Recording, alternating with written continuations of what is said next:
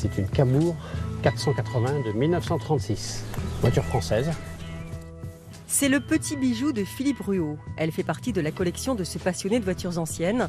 Il l'a acheté il y a 10 ans dans le Nord. Depuis, il la sort au beau jour sur la côte d'Émeraude. Un véhicule qui ne roule plus, il va s'user à ne pas rouler. Et il s'usera beaucoup plus à ne pas rouler qu'à rouler.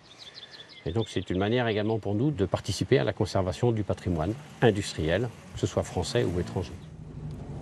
Ce dimanche, il va rejoindre les amoureux des véhicules d'époque pour la journée nationale. Un rassemblement version réduite à cause du Covid.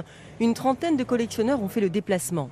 Ils parlent mécanique, mais aussi loi climat. Un article de cette loi doit interdire, dès décembre 2024, la circulation de ces véhicules dans les agglomérations de plus de 150 000 habitants. Un collectionneur de Rennes, Orléans ou Nantes ne pourra donc plus sortir sa voiture.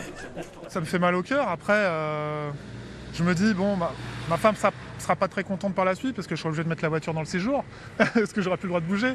Non, c'est vrai que ça devient un peu compliqué. Bon, nous, à l'heure d'aujourd'hui, on est encore dans des petites villes, donc on espère qu'on va pouvoir continuer à se rassembler. Jean-François Lemonnier, lui, s'est offert cette voiture de course de 1923 il y a quelques années. Il roule moins de 1000 km par an comme la plupart des collectionneurs.